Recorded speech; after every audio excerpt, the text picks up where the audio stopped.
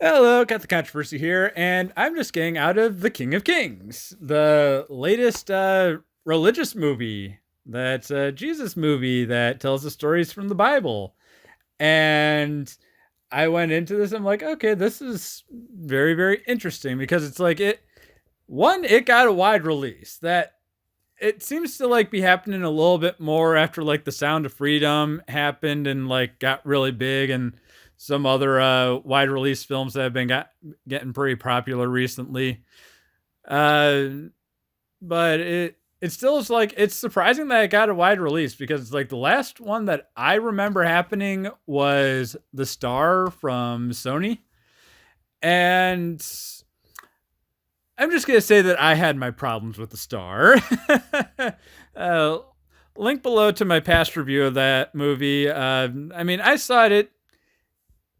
It's kind of good. It's kind of bad. I have a lot of, but I do have my problems with how it depicted Mary and Joseph and the slaughter of the innocents and like how things went around and its accuracy to the Bible. And there's one thing that this movie, when I saw like the poster, the art style, it did make me very cautious because it does have like this kind of style that one kind of sees with like the cheap cash in, maybe some effort but kind of failed and missed the mark, Christian productions, and it's also had like a fairly low budget, so I'm like, going cautiously, but be careful. But here's the good thing is that it's like there's a lot of people are saying that this movie is great. It's got like a 98% review score on Rotten Tomatoes. It's really high on IMDb, and even super critical of Christian films Saber Spark, he said actually this movie's pretty good. So I'm like, okay, I am cautiously optimistic about this. I will go in and see what they do, but let's just see how it is. And I gotta say that, yeah, it actually was really good. Like it was a good film. Definitely really enjoyed it. So what this is that it's kind of about. I mean, it's a condensed version of the Gospels of Matthew, Mark, Luke, and John. There's a number of stories that they don't include, but there's a number of stories that they do. I want to say like the ones that they include are all the stories that the four evangelists cover, because I know like there's a couple of stories that like only Luke talked about and a couple of stories that only John talked about. But it's like it's the main ones. So it's like we got Jesus's birth in Bethlehem, and one thing that kind of struck me as very interesting is that I want to say that of even from all the different movies and stories that I have seen depicting the birth of Jesus Christ, I want to say that this is the first one where I actually saw Mary in labor.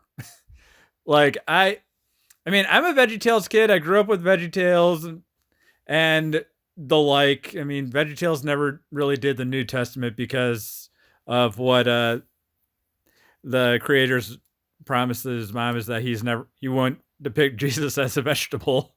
But again, I've seen a whole lot of different movies and I've seen so many different takes on that. And the story of the first Christmas, it is a very popular story to tell because it's one of the key stories of the Christian faith, and us Christians, we do like that story quite a lot. uh, but of all of them, it's like I can't really think of one where I really saw Mary in labor. Like there might have been like one bit where it's like she's lying in the manger, cries out in like a birthing pain. But like what we see is we see Mary in labor as they are riding on the donkey into Bethlehem. Like most of the time she's just kind of sitting there tired, pregnant, but it's not the baby's coming. It's not that. It's like that's an element of it where it's like the Gospels don't really go into detail about that and like how much Mary was in labor during the birth of Jesus, but logically speaking, she would be in labor. And then it also covers my favorite passage when Jesus got lost in the temple, and wouldn't you know that I'd be in my Father's house? And then deals and there's Jesus being tempted by Satan in the desert, and Jesus's baptism by John the Baptist, and is let's see, they did the miracle of the blind man, they did the miracle of the crippled man, they did he is who is without sin cast the first stone. And one thing that I thought that was pretty neat is that they showed like the perspective of the Pharisees, because it's like, okay, we saw the Pharisees as they conspired against Jesus, where they kind of saw like, hey, this guy's rabble rousing, this guy's causing trouble, we need to stop him, he's breaking our laws.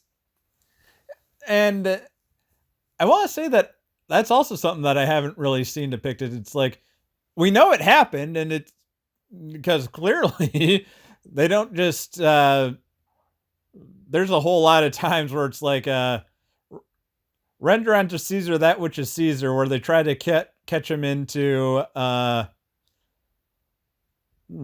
they try to trick Jesus. And then also with the adulterous woman, that's also one of the times where they try to trick Jesus. It's like they definitely didn't just out of the blue do that. They had to conspire. So that was pretty interesting. And then when they got to the Passion, I was very curious to see, okay, how are they going to do this? Because this movie is PG, and The Passion of the Christ by Mel Gibson is R. It's a very bloody, brutal story. Very, very, very violent passage. And what I found most interesting is that it's like they showed the effects. Like they showed Jesus getting whipped. They showed him getting the crown of thorns. And they showed him getting nailed to the cross. But they did in a way that was PG. Like it's a very strong PG. This movie earns its PG rating, not just with that, but also with the slaughter of the innocents. But again, they do it in a PG way. It doesn't even get close to like PG-13. So one thing that I just, from a movie making perspective, if you can indulge a little bit of Pokematic at the moment, is that when they're whipping Jesus, we see them throwing the whips, but we don't actually see him get hit. Because he is still behind his whipping post. And then when he is nailed to the cross and we see him nailed to the cross, only Jesus's like face and like upper chest are in focus. Everything else is out of focus. And it's like, if you squint, you can see the nails, but it's not like it's really, really shown. So it's like, that is something that I find very interesting. Like just how they ended up kind of editing around that in order to get the PG rating. So that was, but in a way that's not like obvious censorship, because when we see Jesus up on the cross, we shouldn't be focusing on the nails in his arm. We should be focusing on him, on his face, as he still preaches from the cross. So even though like that is definitely just like movie censorship, if you will, it's done in such a way that narratively it really works, which I think is really cool. And speaking of narrative, so this movie isn't just, oh, we're just going to take the Gospels and show you the Gospels. No, what it is that it is about a dad who like took the Gospels and condensed it into the story, and he is telling it to his son, who is obsessed with King Arthur and stories of kings and glory in battle. And what the dad does is he's like, well, I'm going to tell you the story of the King of Kings, the greatest king of all, and the most powerful one of all. And throughout the story, what we have is that the son, who I want to say he was probably like around 7 or 8, he finds himself in the passages. Like he finds himself at Jesus's birth.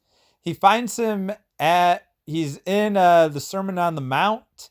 He's walking with Jesus on his path from the Temple of Judgment, Pilate's court, to Golgotha.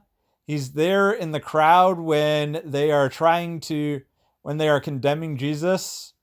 And he's just kind of there for a whole bunch of the different passages. And narratively, that works really well because, he's the kid and it reminds you that, okay, this is someone telling a story. But to kind of give a little bit of a homily sermon right here is that kid, the boy, he's you and me. When we read the Bible, we are there with Jesus.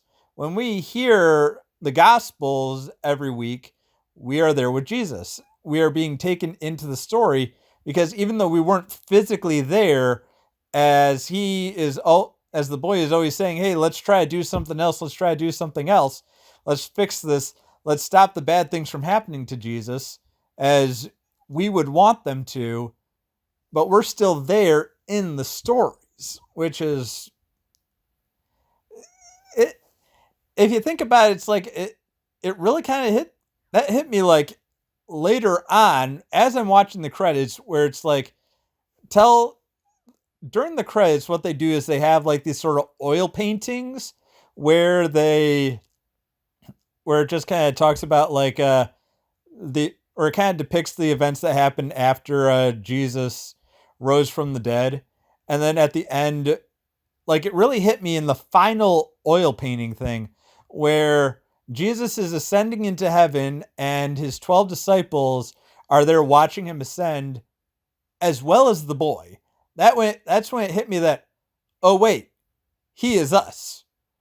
We are the kid who are there watching the stories unfold, as we are too are followers of Christ. Because he's following Jesus all around in the same way that we follow him around when we read the gospel. So it's like, that's something that really kind of hit. That's something that like, wow, that was really cool. That was a really cool little observation. And yeah, I don't know if the director really intended it for it to be that way. Like there have been multiple rants about craziness with symbolism and like attributing meaning to where there probably wasn't meaning. But with this, if you choose to take it that way, great. Because that's how I'm choosing to take it. So yeah, that's pretty cool. And then like, again, what it is that it's the dad is telling his son the stories. And what I like about that is that that works itself well, because if it was just, here we go, it's the story of Jesus, we're just telling the stories, it's like, okay, that the way that the Gospels are written is that it's not like how do I put this? It's not exactly a direct narrative. Yeah, that's the way what I mean is that it's multiple different passages, multiple different things in which we need to be told what happens, but there's a lot of time skips. Yeah, that's the thing, because it's like, okay, birth to death to resurrection to ascension, but spans, what is it? I want to say Jesus was 35 or so. He was in his 30s when a much of it happened, but there's a whole lot of time that happened, because it was like, I want to say uh his baptism happened probably like around 29 or 30, and then when he was crucified, died, was buried, rose again, and ascended, he was like 35. And then, from the birth to when he was in the temple, when he was like 12, yeah, I want to say 12, uh, to full adult, giving the sermons. There's a whole lot of time that goes on there. So what it is that having it be someone basically recounting the gospels, it works in a way so that you can have all of these stories that are not necessarily the most connected and immediately directly following. Because it's like, most movies and stuff, they don't try to tell the entire gospel story. They want to just focus on one or two passages. Typically, it's the Easter crucifixion or the Christmas birth. But they don't want to tell, okay, here's all the other things that happened, because it's just not the most complete direct of stories. But when you have someone that's telling you the stories, it ends up working a lot better, if that makes sense. So I really appreciated the way that they did that. And earlier I did mention about how the art style, it did kind of make me a little leery, just because it's like, it did look like some of the lesser quality movies in this genre, but it actually ended up really growing on me, and it did not look cheap at all. Like, just the single still image, it left me a little concerned, but no, everything was very fluid. The hair animation that they had, it was nice and flowy. It didn't look stiff. It didn't look like it didn't look like a plastic, just like a plastic molding, if you will. No, hairs and stuff moved, and it just kind of proved it was of good cinematic quality. That's the way to put it, is that it was of good cinematic quality. And then one thing that I thought was really, really cool is that, like, this movie, it has, like, quote unquote real actors and voice actors. Like, Mark Hamill, at the time of recording this, early on after the release, is that Mark Hamill has been getting a whole lot of guff for playing a role in this movie, because he played King Herod. And Mark Hamill, he how do I summarize the whole 2025? He threw himself really into the left and the atheists and all that was going on with politics in the mid 2020s and all that goes on there. And he aligned himself with the atheist left and not the religious right.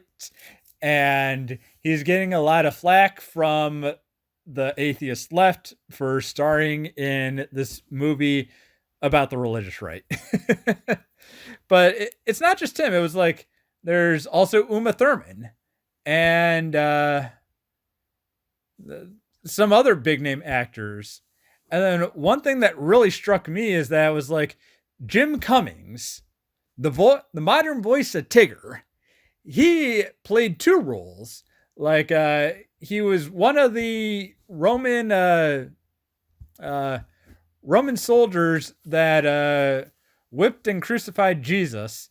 And then he also played another character. I can't remember who it was, but yeah, he played another role. I'm like, I know him from somewhere. I recognize that voice. And then when I saw the credits, I saw Jim Cummings. I'm like, that's it. It's Jim Cummings.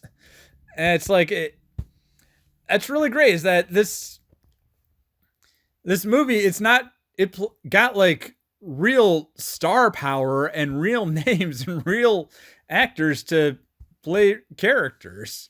I didn't recognize the guy who played Jesus, but what was it? No, it wasn't Pierce Brosnan, but it was another. It was another actor where I'm like, I definitely recognize that name. I can't really place the last movie that I remember seeing you in, but I recognize your name. So it's like that. Again, that just adds a whole lot of credibility to this movie because it's like, hey, nothing against the guys that are doing this without star power because, hey, everyone's got to start somewhere. Mark Hamill, Carrie Fisher, they were nobodies until George said, yeah, I'll take a chance on you young kids. And now they're big stars. It's like John Travolta. Nobody would know who he is unless Quentin Tarantino said, I want you to play Vince Vega. I mean, sure.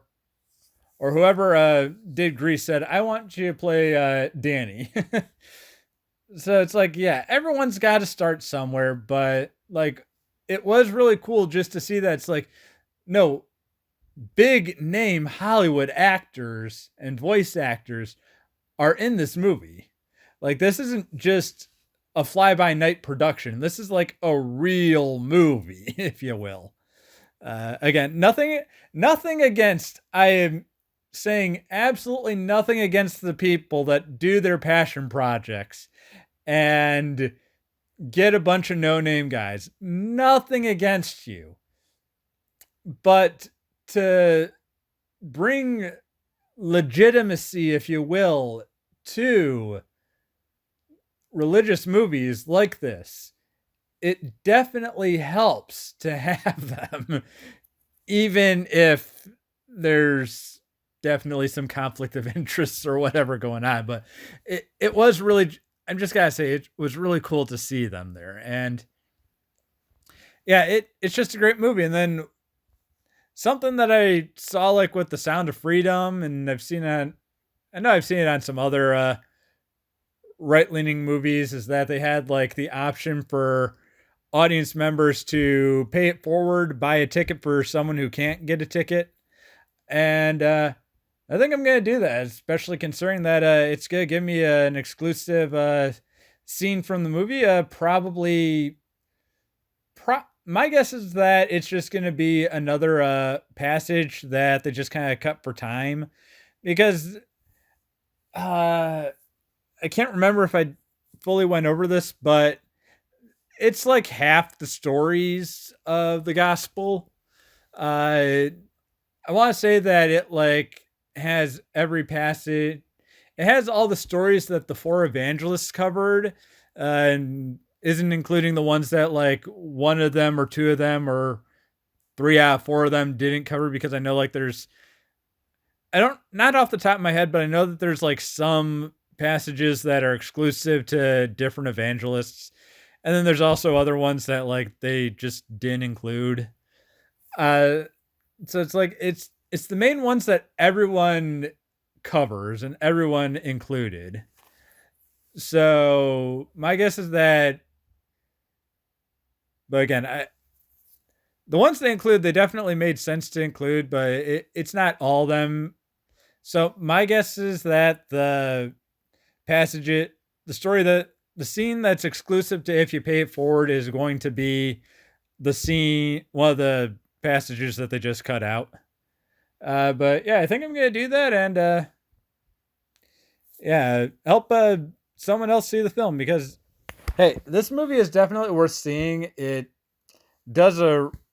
It's perfectly respectful to every to the story of Jesus.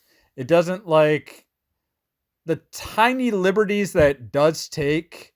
Like, I know that there are some things where it's like they weren't direct quotes, and uh, I I think I said like this one does do slaughter of the innocents a little bit differently, because it's like the King Herod like kind of knows about it a little too early from my understanding of the timing that happened in the Gospels, but it's definitely works. I no no complaint there.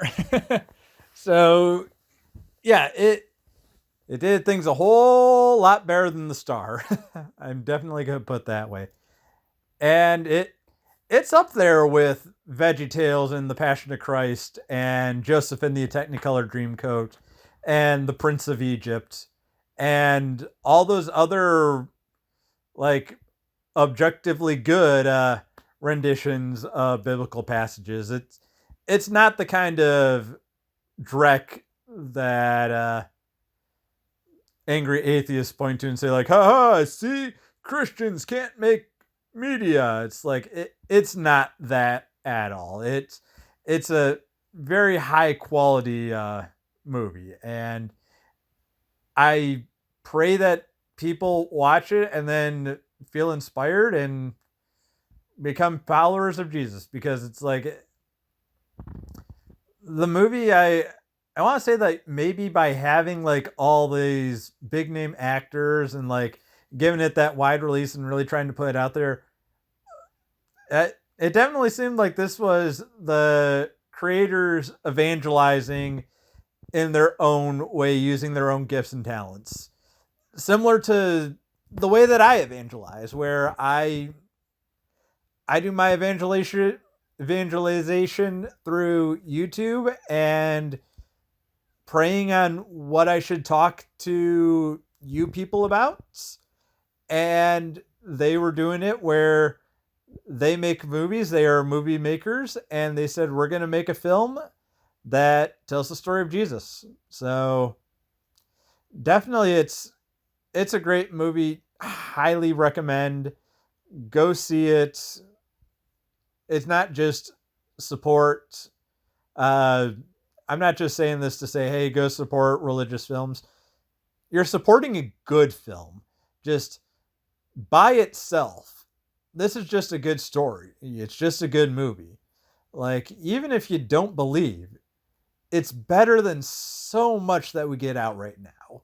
Like, you can watch any of the Pokematic videos. Like, there's a reason that there hasn't been a whole lot of movie reviews from him, because there just hasn't been that much good out there, and we're not going to spend our money on bad movies. So yeah, it's just a good movie. It's a well animated film, and it's better than so much else that has been being put out there recently. And more importantly, it's like, I want to say it's already made back its budget and is a success because it wasn't so expensive. Like, that's one thing that just happens, is like so many movies, it's like, oh, we got to make $1 billion because it cost us $500 million in order to make the thing, where it's like, no, this, I want to say the budget was like 10 million or something modest like that, and they've already broken even and are making money. So it's like, it's just good cinema. Definitely go recommend it. Definitely go see it. And it's only getting out there by word of mouth. So I don't know where I'm going with this. I'm just going to end it now. It's a great film. Check it out. Well, this has been Catholic Controversy signing off, and may God bless.